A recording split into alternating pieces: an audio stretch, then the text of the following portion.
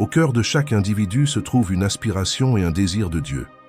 Bien qu'il puisse le nier et réprimer ce désir, en vivant une existence insatisfaisante, Dieu a instillé en chacun de nous une conscience. Cette conscience est touchée, troublée et agitée lorsqu'elle est exposée au message de l'Évangile. La conscience humaine est agitée lorsqu'elle entend la proclamation de l'Évangile, parce qu'elle reconnaît la vérité de ce message. Lorsque l'on parle de l'existence d'un Dieu qui a créé les cieux et la terre, la conscience atteste de la vérité. Lorsqu'ils entendent que tout a été minutieusement conçu par le Tout-Puissant et que rien n'est arrivé par hasard, leur conscience affirme la validité de cette affirmation. Lorsque les gens apprennent qu'ils ont été créés par Dieu, façonnés à son image, et que les êtres humains ne sont pas de simples accidents du processus d'évolution, leur conscience valide cette vérité. De même, lorsqu'ils sont informés que l'univers a un dessein et une finalité au-delà du chaos apparent, leur conscience confirme cette réalité. La boussole morale ancrée en eux, le sens inné du bien et du mal, n'est pas une simple construction sociale, mais une orientation intrinsèque accordée par un créateur divin, comme en témoigne la conscience. Lorsqu'ils entendent que l'amour, l'espoir et la foi dont ils font l'expérience ont des racines plus profondes que de simples émotions humaines, leur conscience réitère cette vérité. Lorsqu'ils réalisent que leurs aspirations à un but et à un sens sont exaucées par un Dieu qui recherche une relation personnelle, leur conscience résonne en accord.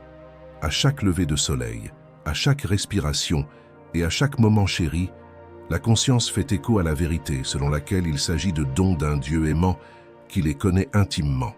La conscience proclame donc que le Dieu qui a créé l'univers et l'humanité attend de sa création qu'elle l'aime et qu'elle obéisse aux lois établies dans son univers. La perception intérieure de chacun confirme cette réalité.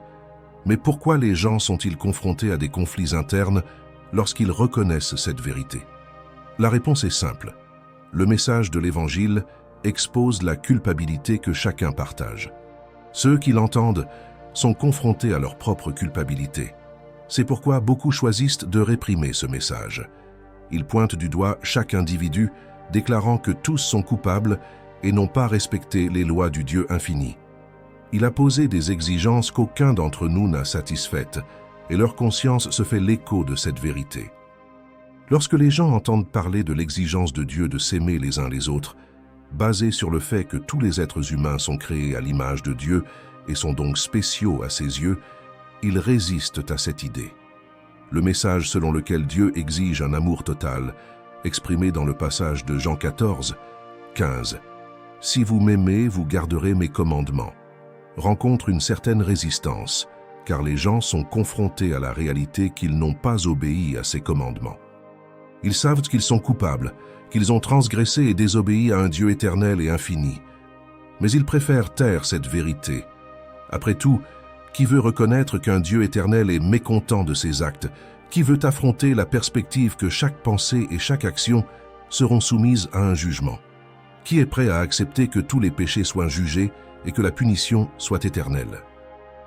Nombreux sont ceux qui évitent d'affronter la réalité de l'offense à un Dieu éternel et la perspective de passer l'éternité dans le lac de feu. Révéler des secrets chuchotés dans l'obscurité et faire face aux conséquences de choix faits dans la jeunesse sont des pensées terrifiantes pour ceux qui préfèrent refouler la vérité. Lorsque la perception intérieure des gens indique l'existence d'un Dieu, quelque chose qu'ils reconnaissent comme vrai, la question se pose de savoir pourquoi ils résistent à cet appel. Cet appel les suit, les avertissant qu'ils ne mènent pas leur vie correctement et qu'ils devront un jour rendre compte de leurs erreurs. La raison de cette résistance est simple. Ils ont une affinité avec leurs propres péchés, comme le mentionne Jean 3, 19. Le verset dit que la condamnation réside dans le fait que la lumière est entrée dans le monde, mais que les gens ont aimé les ténèbres plus que la lumière, parce que leurs actions étaient mauvaises. Ils préfèrent se détourner parce qu'ils sont attachés à leurs péchés, aux ténèbres, plutôt qu'à la lumière. Au fond d'eux-mêmes, beaucoup reconnaissent la vérité du message évangélique et l'exigence de sainteté de Dieu, mais choisissent de rester liés à leurs péchés, montrant une réticence à se détourner et à se repentir. La mort du Christ est le don de Dieu pour sauver l'humanité de la perdition. mais ceux qui périssent le font parce qu'ils aiment les ténèbres plus que la lumière. Il est facile de céder à l'attrait des ténèbres, car elles cachent les péchés, les plaisirs pécheurs et les erreurs secrètes. La résistance à se détourner de la foi est motivée par l'attrait du mal contenu dans les ténèbres. La prévalence du mal dans le monde est le reflet de la préférence de l'humanité pour les ténèbres plutôt que pour la lumière. Toute la lumière de ce monde vient du Seigneur Jésus-Christ. Sans lui, le monde serait plongé dans les ténèbres, le mal et le péché. L'Évangile confronte les individus à leur méchanceté, mais beaucoup préfèrent éviter d'affronter leurs transgressions. Le message de l'Évangile met en lumière la malveillance humaine, mais les gens affectionnent ces ombres parce qu'ils apprécient le mal. Jésus-Christ est la lumière, et si le monde semble se désagréger, c'est principalement parce que l'humanité rejette de plus en plus cette lumière. Reconnaître l'époque dans laquelle nous vivons est crucial pour les chrétiens, qui sont confrontés à une période de ténèbres. Il est vital qu'ils s'éveillent à cette réalité. Tout ce que j'ai mentionné vise la 1 Corinthiens 1, 18, car le message de la croix peut sembler insensé à ceux qui périssent, mais pour nous qui sommes sauvés, c'est la puissance de Dieu. Certains versets de l'Écriture passent souvent inaperçus, et ce passage en est un exemple. Ces lignes renferment des mystères d'une importance éternelle. Cet enseignement nous aidera à nous souvenir de l'immense puissance de Dieu qui s'est déchaînée pour notre salut et à apprécier Dieu pour la grâce extraordinaire qui nous a jugés dignes de faire partie des sauvés. Notre salut est le plus grand don de Dieu à l'humanité, bien que malheureusement tout le monde ne l'accepte pas. L'enseignement de la 1 Corinthiens 1, 18 met en évidence l'existence de deux groupes distincts, ceux qui cheminent vers la destruction et ceux qui ont trouvé le salut. Les Écritures réitèrent cette dichotomie, et même au jour du jugement, cette distinction persistera. En Romains 1, 16, nous sommes encouragés à ne pas avoir honte de l'Évangile de Christ, car il est la puissance de Dieu pour sauver tous ceux qui croient, tant les Juifs que les Grecs. Tout comme Paul, nous devons comprendre que l'Évangile est la force divine qui peut racheter les pécheurs, quelle que soit l'intensité de leur péché. L'Évangile a le pouvoir d'humilier le pécheur le plus obstiné, le conduisant à se rendre à la Seigneurie du Christ. Ceux d'entre nous qui ont expérimenté le salut ont la responsabilité de proclamer l'Évangile aux perdus, les réconciliant avec Dieu. Nous devons reconnaître que nous avons été sauvés dans le but de sauver les autres, et nous ne pouvons pas négliger cette mission. Pour ceux qui périssent, le message de la croix peut sembler une folie, car le diable tente de s'opposer à leur salut. Cependant, lorsque le voile obscurcissant leur esprit est levé, ils peuvent devenir des instruments puissants entre les mains de Dieu. Observons l'exemple de l'apôtre Paul qui, une fois converti, a joué un rôle crucial dans l'expansion du royaume du Christ. Imaginons si Paul n'avait pas été converti, l'histoire aurait été différente. Face à cela, nous ne devrions pas abandonner les pécheurs, car en se rendant à Christ, ils peuvent devenir des piliers significatifs dans le royaume. La grande commission que Jésus nous a confiée avant son ascension ne doit pas être sous-estimée, surtout à la lumière des signes de la fin qui sont en train de se réaliser. En Hébreux 13, 5 et 6, nous sommes encouragés à vivre sans cupidité, en nous contentant de ce que nous avons, en ayant confiance que Dieu ne nous abandonnera jamais. Par conséquent, nous pouvons affirmer courageusement que le Seigneur est notre secours et nous ne devrions pas craindre les actions des hommes. Indépendamment de votre situation ou circonstances actuelles, Dieu est aux commandes. Il vous reconnaît par votre nom, connaît vos douleurs et vos aspirations sincères. Son amour pour vous est éternel, unique, et dépasse la compréhension de l'esprit humain. Il se soucie de vous d'une manière qui dépasse notre compréhension. Il écoute vos larmes, il est témoin de chaque défi, et il ne vous oublie jamais. Fermez les yeux un instant et écoutez la voix du Seigneur, faisant écho à un « je t'aime » répété et ininterrompu. Pendant ce court instant, les yeux fermés, écoutez le Seigneur vous dire que vous êtes à lui un de ses enfants, que vous lui appartenez. Parfois, j'éprouve de la compassion pour ceux qui ne croient pas et j'imagine les difficultés qu'ils rencontrent sans Dieu.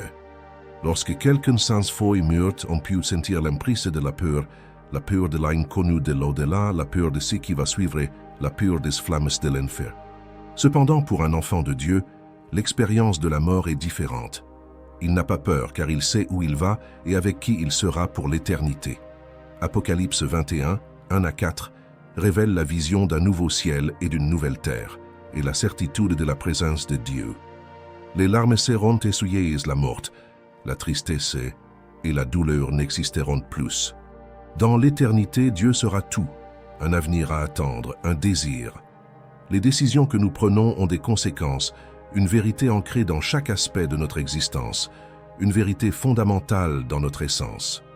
Chaque respiration et chaque pas nous rappellent que les décisions que nous prenons façonnent notre destin, influençant non seulement notre avenir immédiat, mais aussi les âges qui s'étendent dans l'éternité.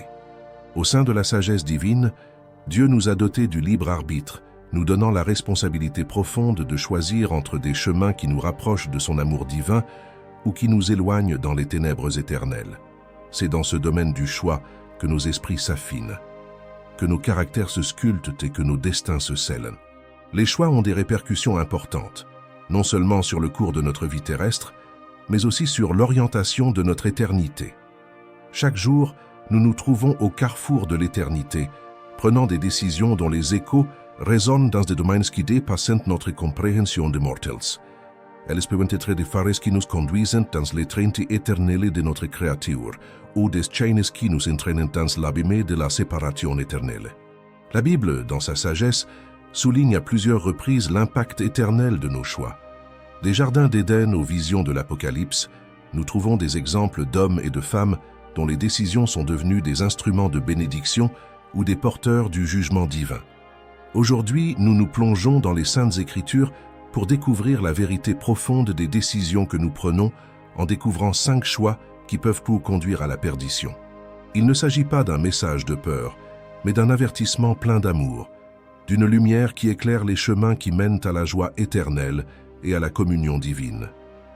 La profondeur de l'expression « les choix ont des conséquences » résonne à travers le temps, murmurant des vérités éternelles qui ont tissé la trame de l'histoire humaine depuis l'aube de la création.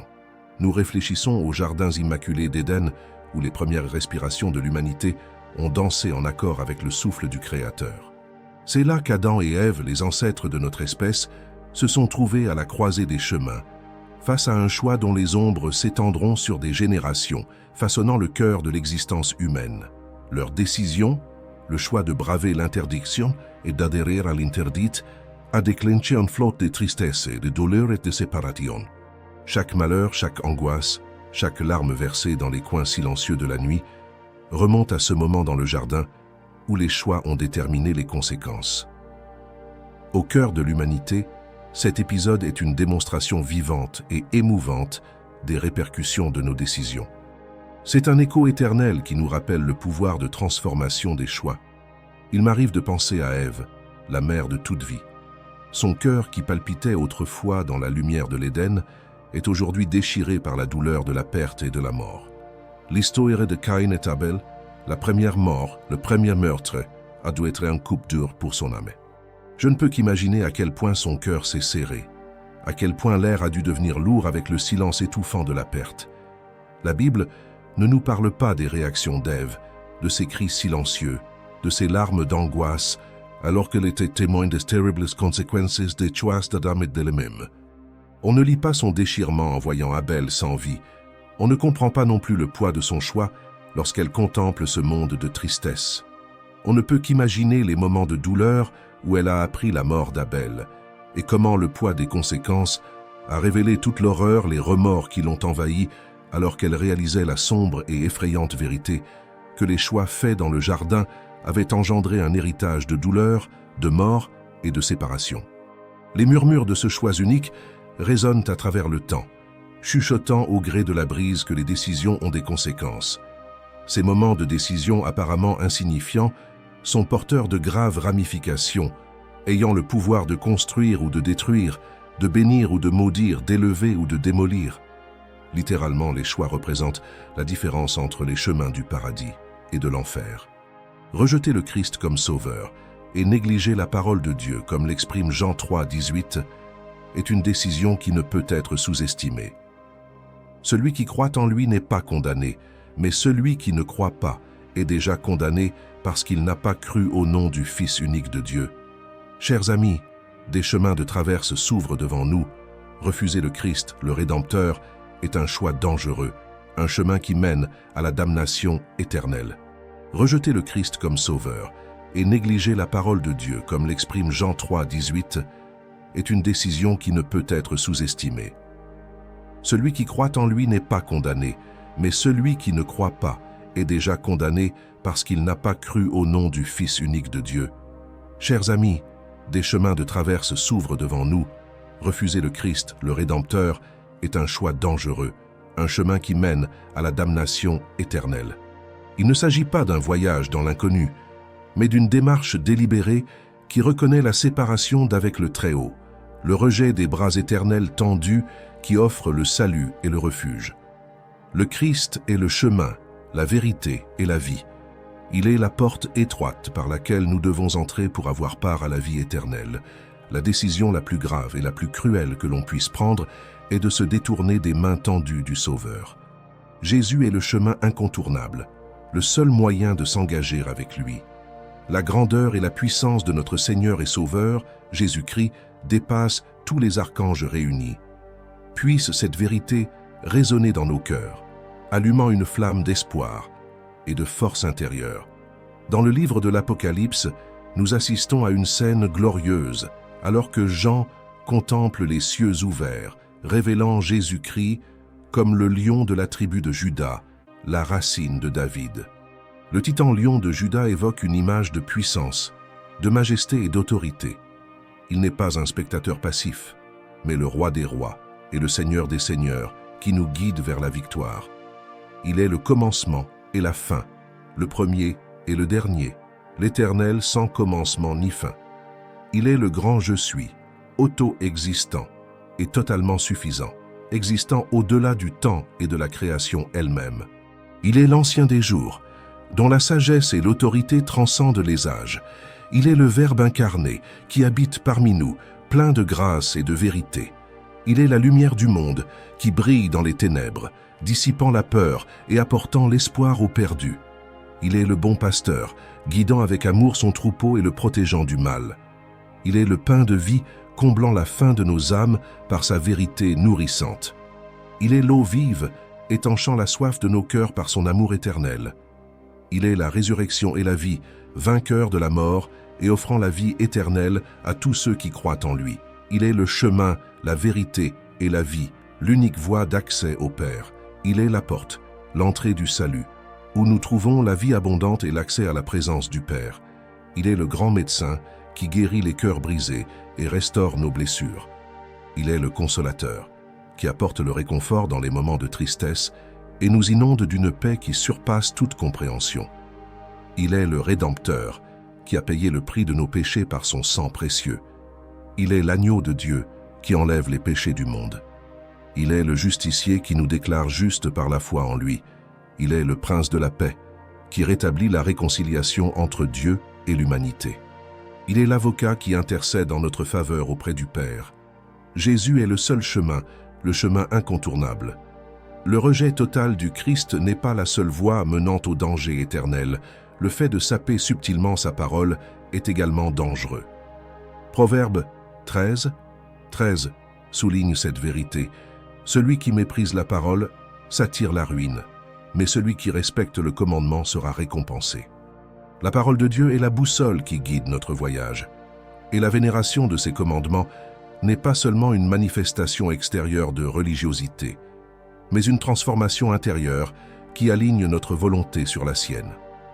La volonté divine se manifeste lorsque nous honorons les préceptes, lorsque nous vivons selon chaque parole qui émane de la bouche de Dieu, avec pour résultat une moisson de justice, une récompense qui s'étend à la fois sur le présent et sur l'éternité. La troisième décision consiste à vivre dans le péché sans se repentir. Le voyage de nos âmes dans l'arène de ce monde est plein de batailles, de tentations et de péchés qui tentent d'entraver nos pas. La parole de Dieu résonne fortement dans Hébreux 10, 26 et 27, apportant un avertissement incisif. Si nous persistons à pécher volontairement après avoir connu la vérité, il n'y a plus de sacrifice pour les péchés. Au contraire, il y a pour nous une terrible attente de jugement et la colère d'un feu qui consumera les adversaires. Cette vérité pèse sur nos cœurs, nous rappelant que vivre dans le péché sans se repentir n'est pas un destin imposé, mais un choix permanent, une décision consciente de se détourner de la lumière de la vérité que nous avons reçue. C'est un refus quotidien de la sainteté et du pouvoir purificateur du sang du Christ. Le péché délibéré est une entrave qui emprisonne l'âme, une barrière qui nous sépare de l'étreinte vivifiante de notre Seigneur. Mais il y a de l'espoir. La grâce illimitée nous est offerte comme le souffle de vie remplit nos poumons et la lumière du jour bénit nos yeux. Le repentir est une porte ouverte devant nous, un chemin de retour dans les bras de notre Père aimant. La miséricorde de Dieu est un océan sans fin prêt à engloutir nos péchés, prêt à laver la tache de nos iniquités. Il n'est jamais trop tard pour revenir au berger et au gardien de nos âmes. C'est pourquoi nous répudions le péché, ses ruses, ses plaisirs éphémères. Le péché n'est pas notre allié, il est notre adversaire. Il n'est pas notre consolateur, mais notre accusateur. Répudiez le péché avec une sainte ferveur, rejetez son attrait et évitez ses pièges.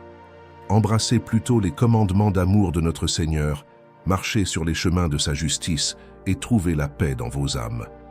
L'autel de la miséricorde de Dieu n'est pas un lieu de condamnation mais de libération, pas de jugement mais de grâce. Le pardon de Dieu est un décret divin d'absolution, une proclamation royale de notre libération de l'esclavage du péché. Et oh, comme notre Dieu est prêt, désireux de pardonner, de restaurer et de reconstruire les ruines de nos vies. Enfants de Dieu, les tambours de l'éternité résonnent à chaque battement de cœur. Les sables du temps s'écoulent rapidement dans le sablier de notre existence. N'endurcissez pas vos cœurs. Ne laissez pas la tromperie du péché entraîner vos âmes dans l'abîme de la séparation éternelle.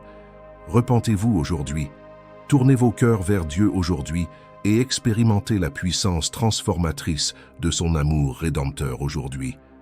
N'aimez pas le péché, haïssez-le d'une sainte haine. Ne vivez pas dans le péché, fuyez-le et courez dans les bras aimants de notre Sauveur. Que les échos de l'éternité soient les mélodies harmonieuses de la rédemption et de la grâce dans nos vies. 4 et 5.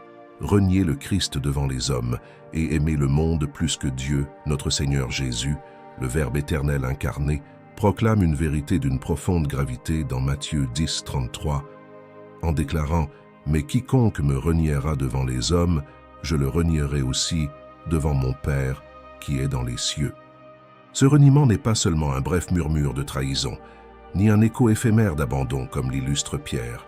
Il s'agit d'une vie plongée dans le reniement continu et implacable du Christ, une vie qui rejette continuellement la rédemption et l'identité trouvée dans le Fils de Dieu.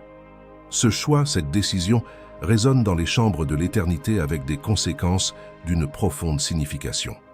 L'Éternel nous rappelle solennellement que notre confession de foi publique n'est pas une simple déclaration, mais un engagement envers celui qui a porté nos péchés et nos peines.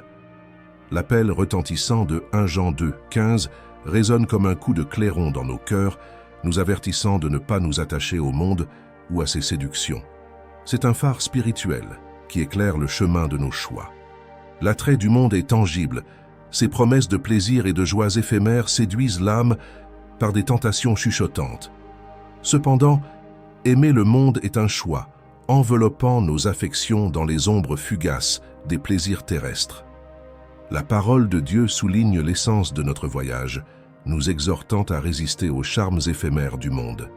Aimer le monde, c'est détourner notre cœur de l'amour éternel du Père, en échangeant les richesses éternelles de sa gloire contre les trésors périssables du monde. Ce choix obscurcit l'âme dans les ténèbres spirituelles, éclipsant la lumière radieuse de l'amour éternel de Dieu. Au contraire, élevons nos cœurs dans l'adoration respectueuse de notre Père céleste, permettant à nos vies d'être des symphonies harmonieuses de sa louange éternelle. Ne soyons pas les échos du déni, mais les voix de l'affirmation, proclamant l'amour illimité du Christ. Que notre amour pour Dieu transcende l'attrait du monde, s'élevant au-dessus des plaisirs éphémères de la terre. Ancrons nos vies dans l'éternel, dans le royaume inébranlable de notre Dieu. Renier le Christ et aimer le monde sont des décisions qui jettent des ombres sur nos destinées éternelles, mais la grâce de Dieu coule continuellement, nous invitant à boire les eaux de la rédemption et à nous régaler du pain de vie. Choisissons le Christ. Aimons le Père d'un cœur sans partage, et que nos choix reflètent sa lumière éternelle dans ce monde et dans le monde à venir. Si vous avez apprécié cette vidéo, n'oubliez pas de laisser un commentaire et de vous abonner pour plus de contenu inspirant, et à la prochaine fois. Que la paix de Dieu soit avec vous.